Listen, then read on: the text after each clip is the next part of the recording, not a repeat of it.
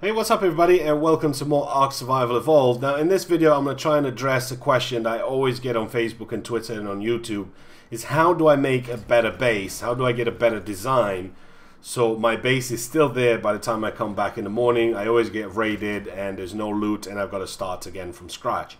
In this video I'll try and explain and give you a few tips how you can make a better base that will stand the night, as it were. So you'll see in this one I have an outer wall. You'll have a spike defense, then you'll have your main base. On the very top, everybody knows that you put spikes on top so nobody can land. If you one-click the spike and then you can spin it around and click it again with your left-click mouse, and you can place them however you want to. You can sort of spin them around a little bit so you can save a bit of space by doing that. And later on down the line, I'll show you what the base should look like. This is just a mock-up for you to understand what I'm doing and how some certain things work when it comes down to building a base. Inside there's not really much here. There's just a little peephole where you go to sleep. You'll have a central foundation removed. Once you remove the foundation, there's going to be a gap there, and you just go in there, you go prone, you shut the door on yourself, and that's it. You go to sleep, and you shouldn't glitch through the walls anymore. You shouldn't fall out of your base, die or anything like that. So that should maybe help you a little bit. As for inside, there's not really much here because I haven't done too much. That'll be further down the line in the video. For now, we'll just go and start leveling it all out. We'll start destroying it. You can see with a couple of grenades, I'm in. Now, once you're in, I'm not really going to have nothing at the bottom floor because that's going to be the easiest part where they're going to break in.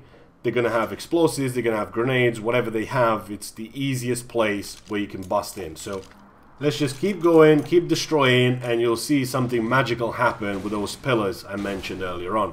The pillars basically act like a foundation that's not on the ground. As long as you build them from the ground all the way up to the very top of your base, they will do the job for you, and they will save you a lot of time and a lot of loot.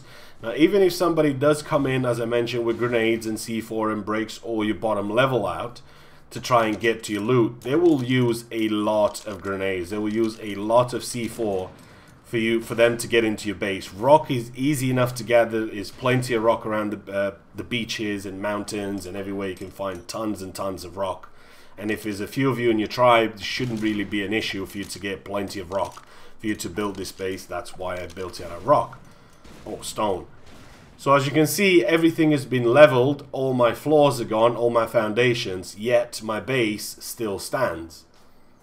Now, even though they did a hell of a lot of damage to my base, it's still up, it's still there, and my loot is still going to be on the very top of the morning when I come back.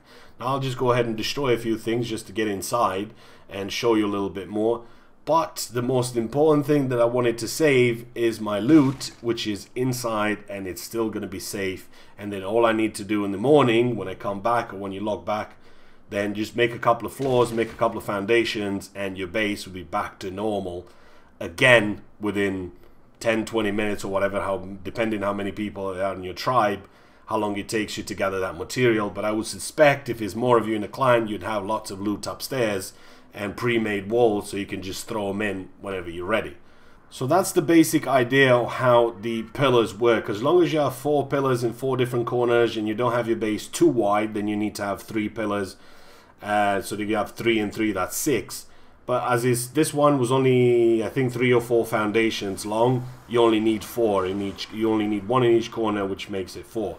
So this is the other sort of the improved base, as it were, a little bit.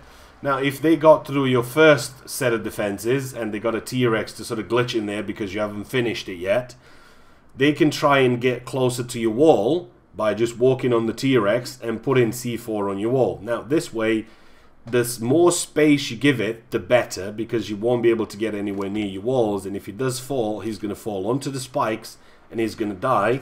And he won't be able to get back onto his dino from inside your base, because technically that's a glitch. And it shouldn't really happen. Dinos shouldn't really stick their head through walls and that, but I suppose that's going to be implemented at some point later on. Now inside, you'll see the gap. You can make that gap even bigger if you want to. I mean, yeah, you can come with a Bronto if you really want to, but if I'm going to take a Bronto to a fight, I'm going to be seen a mile away and it's going to take forever for me to get there. Inside, you're just going to have a few things where you do most of your stuff. Again, you're going to have your little peephole there, your sleep hole, if you want to call it that, where you sleep. so you're not going to glitch anywhere through the floors. And the boxes, you're only going to have 1 or 2 boxes, which is your dump boxes. Most of the people in your tribe that collect stuff will come in, just dump it here, and whoever's at the base, it can just keep on crafting and building, and that's the way it goes. Your good stuff is going to be on the very top, and that's what you want to protect. Or you can make an extra level and have it sort of middle where your loot goes. That's completely up to you. Now remember, if there's none of you playing, you'll need the windows to actually shoot from them. If none of you are playing and you're logging out for the night, remember to take down the ladders. You don't want to leave those there for them to just climb up and help themselves to your loot, even though you'll have trapdoors and all that sort of stuff in there. So that's it for me for today. Hopefully you guys have enjoyed it. Hopefully you find it a bit helpful. I'll see you guys in the next one.